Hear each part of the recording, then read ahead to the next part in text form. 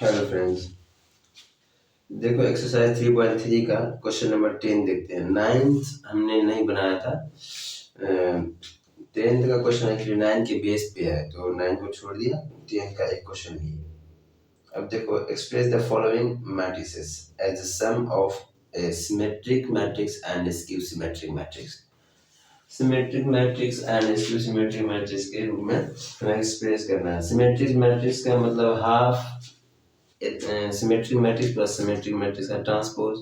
skew symmetric matrix it means half plus symmetric matrix minus symmetric matrix का transpose. ये हमने पहले भी देख चुका। अब देखो, यह मैट्रिक्स, इसका ट्रांसपोज हमने निकाला। सिमेट्रिक मैट्रिक्स है, देख लो दोनों एलिमेंट इक्वल है, दोनों के एलिमेंट। अब हाफ ए प्लस ए का ट्रांसपोज की वैल्यू हमने ये निकाली। इसको P सपोज किया, P का ट्रांसपोज निकाला। देखो इन दोनों के एलिमेंट इक्वल है, so P is equal to P transpose is a symmetric matrix.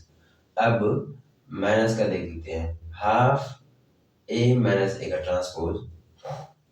ये तो जीरो आ गया, सारे जीरो के जीरो, चाहे ये कहो या ना हो कोई फर्क नहीं पड़ता।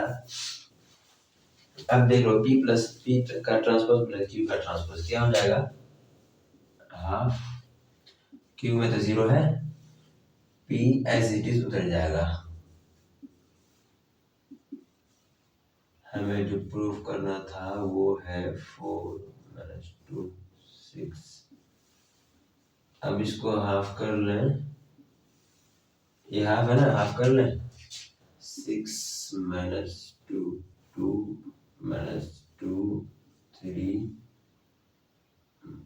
Minus 1 2 minus 1 6।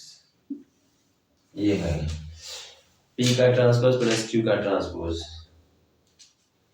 ये आया। अब ये देखो मैट्रिक्स A के बराबर है क्या, देख लो सेम पोजीशन के एलिमेंट मिल रहे का इक्वल हो रहा है क्या, अगर यस तो प्रूव्ड। ये हमें वेरीफाई करना था। बाकी क्वेश्चन इसी तरह से बना लेना, समझ में आया तो अच्छे से देख लो इसको।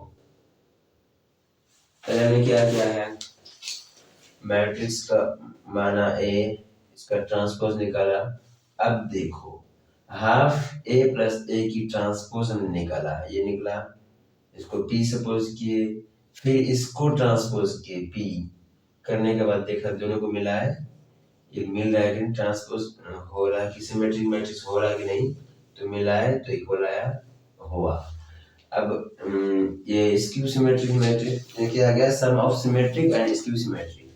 सिमेट्रिक के लिए A प्लस A का ट्रांसपोज, स्क्यू सिमेट्रिक के लिए A माइनस A का ट्रांसपोज, बट ये तो जीरो आ गया। अब तो चेक ही नहीं कर पाए तो छोड़ दिया वैसे।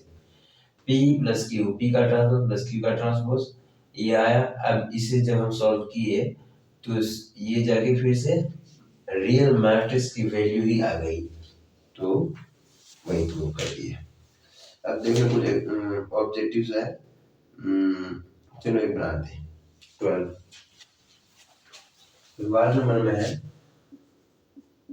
दिया हुआ है cos minus sine sine cos।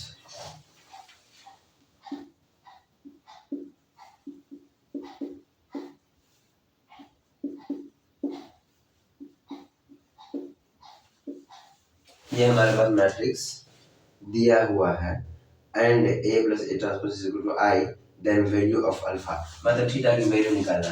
अगर हमारे पास दिया हुआ A plus A transpose is equal to I means identity matrix, means 1 0, 2 का है ना, 0 1, तो ये होगा आइडेंटिटी मैट्रिक्स। अब हम A प्लस A की ट्रांसपोज, अगर हम इसको ट्रांसपोज करेंगे तो कर ही दें क्या, देखो A की ट्रांसपोज क्या है, cos alpha minus sine alpha sine alpha cos alpha. अब देखो प्लस करने पर A प्लस A की ट्रांसपोज क्या आ जाएगा बताओ, 2 cos अल्फा आएगा। ये क्या आ जाएगा, जीरो आ जाएगा। ये भी जीरो आ जाएगा, ये 2 cos अल्फा आ जाएगा।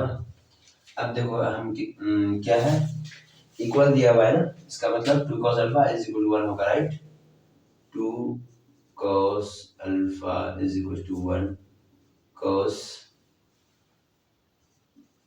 दिखाई दे रहेगा, शायद नहीं दे रही, ऊपर देख लेते हैं।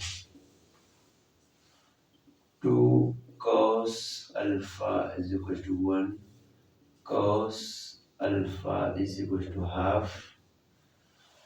थीटा की कौन सी वैल्यू पर cos की मान हाफ होता है, 60, राइट। तो अल्फा बराबर, प्रोसेस छोड़ो ना, अल्फा बराबर पाई/3, ये आंसर। ओके, बाकी तुम लोग चेक करना, नहीं बने तो फिर बोलो। Okay okay, bye.